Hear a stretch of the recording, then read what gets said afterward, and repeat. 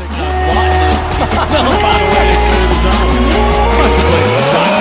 Why you still Got looking it. at me?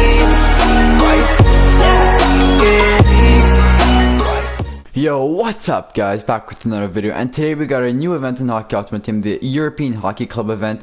I'm not sure quite what it is, I just know it's a bunch of European players, so we'll get into the players, sets, packs, and yeah, let's get into it. Before we get into the stats and all the players, I just want to say every master item has two versions of itself with different synergies. So Aho on his first 92 he's got Swarm, Gladiator, and Shutdown, while on his second he's got Balance, Fashion Playmaker, and Wingman. So just to let you guys know beforehand. So first of all, Sebastian Aho, 6 foot 176, 92 overall. He's got 89 acceleration, 89 speed, 80 face-off, so he's going to be playing a wing probably. He's got a very good shot though, which is very good hands as well. Nothing bad about this card really. If you need a left-handed forward, I think he's a great option. Just the synergies on these cards are not very good, which kind of sucks, but his stats, like he's got very good shot, very good hands. He's not a bad card to go after. Next up we got Rasmus Dahlin, 6'3", 190 pounds with 86 acceleration, a very decent shot, good hands, and he's pretty awesome defensively too. The only thing, 86 speed for a defenseman, and he's only 6'3". Like, compare him to Team of the Year Hedman, who's 91 with 86 speed at 6'6" or something like that. So the difference is there. He does have Speedster though, which does help him. And his other version has Distributor, so if you guys are looking for Distributor, he might be an option to go for, but he's very good defensively. His stats are very good, like everywhere else besides his skating is fantastic. If you guys can activate Spark, Speedster, or like Spark, Speedster, or Distributor on him, he's going to be a fantastic card, especially if you have those synergies. Next up we got William Karlsson, 92 overall, 6'1", 189 pounds. He's got Spark, Passing Playmaker, and Light the Lamp on this card, while on the other one he's got Barrage, Workhorse, and Magician. He's got 90 acceleration, 89 speed, so a bit faster than Sebastian Aho. He's got 82 face-off, so again, at this stage of the game, he can only really play wing in my opinion. He's got very good hands, very good shot. Honestly, I think he's going to be the one that I'm targeting for this week.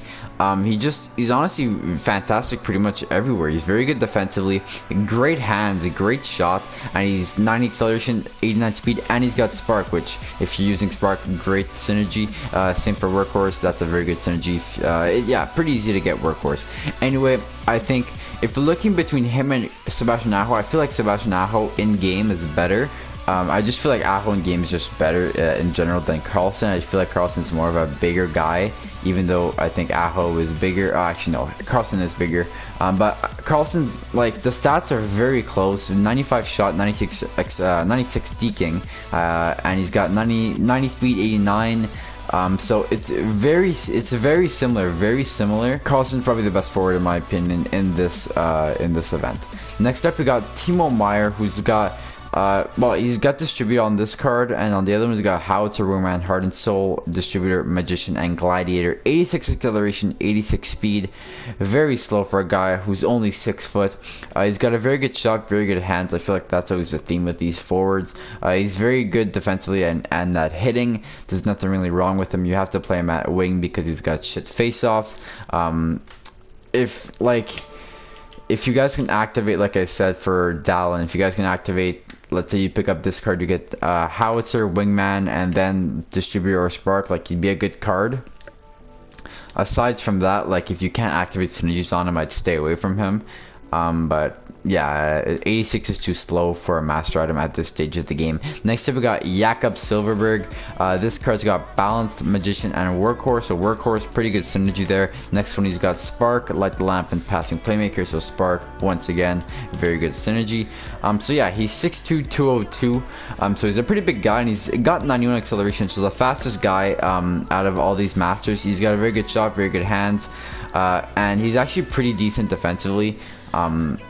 Yeah, pretty decent defensively. He's pretty good all around. If you're looking for a right-handed shooter, right-handed shooter as a winger, I think he's your go-to for sure. I think he's better than William Karlsson, but depending if you need a lefty or a righty and the synergies you need. But they both have Spark, so if you're looking for Spark and you need a right-handed or left-handed winger, up to you. I'd probably take Silverberg just because he's pretty good, honestly. 91 acceleration, 91 speed. He's faster, and he's a bit bigger. So yeah, there's nothing wrong with him. But if you're looking for a lefty, Karlsson's your go-to for sure. Next up, we got Sami Vatanen, 5'10", 187 pounds. He's got Spark, Passing Playmaker, and Gladiator, while the other one has Workhorse, Shutdown, and Barrage. So a very fast defenseman at 91 acceleration, 91 speed. He's got a decent shot for defenseman. He's got actually pretty good deking and pretty good offensive and defensive awareness.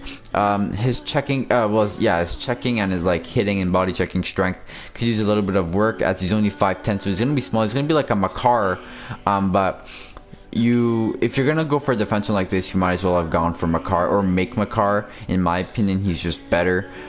So if you're looking for a right-handed D-man, go for Makar.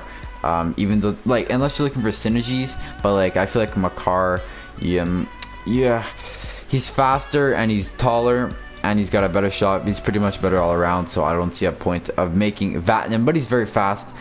So if you want to do him, go for it. But I think Makar, going back to the fantasy event, you could still do him, so I would do him instead.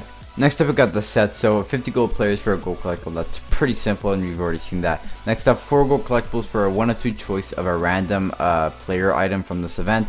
I just want to say this event, pretty ass. You come after Team of the Year, and it's pretty much garbage. The players are garbage. Master items, like, they're decent, but like, it's just not a good event. EA's got to work on their events and like just pretty much everything in general when it comes to events and player items and like the type of cards, and this is definitely not worth it. So do not do this set. It is not worth it at all. Next up, we got the 16 gold collectibles for a random 92 overall master player item that is tradable. So let me just put this plain and simple in here. If you don't like having untradables, go for this, and if you like most of the master player items in this event, go for it. If not, if you're really picky about your players, I would stay away from it. It's just not, it's not good if you're very picky about your players. If you really need, like, if you need defensemen only, if you get a forward, like, you could sell it, and that's the only good part about it. So in that case, like, I guess it is worth it. Also, if you're looking to get one of the untradables, it costs you 12 gold collectibles for any of them, and one of those European Hockey Club collectibles that you get in your HUT challenges. The thing about it is you can only get 8 in your HUT challenges, and if you put 8 in one of the sets that I'll show you in a bit, like a trade on the right, you get a 1 gold collectible. And if you don't want to do that, you can put 1 in for one of the untradable master player items. But if you do that, then you cannot get the gold collectible with the 8 European collectibles. Like, you can't get them in packs. You can't get them anywhere else from the HUT challenges, and you can only get 8 of them. If just do the HUT challenge, just do the HUT challenges. You have to do them if you're like, whether or not you want to do these players or not, because you get a gold collectible if you don't want to, or you get a MSP untradable if you do. So it's all up to you. Decisions, but honestly, I'd say for next week, I feel like next week with the season starting in the NHL, there's going to be some good events next week, good players. So I'm excited for next week. So yeah, I'd say for next week if I were you, but it's all up to you. Pretty much the same thing as usual. So it's 15k pack with nothing good there. Yeah, so the probabilities are not good at all. 35k pack with a guaranteed 82 plus. You have an 8.4% chance of an 86 plus. So it's fairly slim, but it's possible. 60% chance, or 59 for an 83 plus. So your chances are there. And here, the 125k pack, you're gonna get a random European player item and a gold collectible. But if you're not trying to get, like, if you don't like any of the cards that are out, you can get like an 84, 85, because there's a lot of other lower tier cards in the event. So I just don't think it's worth it for that much money. Your gold collectible is 60k, you're getting it untradable. So that puts down his value, so I just don't think it's worth it. Alright guys, I hope you guys enjoyed. Let me know in the comments if you guys are going to be going for any of these master player items, and let me know which ones you're going to go for. Also, if you're new, consider subscribing, as we put up weekly NHL content, and we do pack openings. Once we get our luck, we do event breakthroughs like these, and I'm probably going to do a best players for each range, so like from 0 to 50k, who are the best players you guys should go for. Yeah, so let me know if you guys enjoyed. Let me know what videos I should do next, and I hope you guys enjoyed. I'll see you guys on the next one. Peace!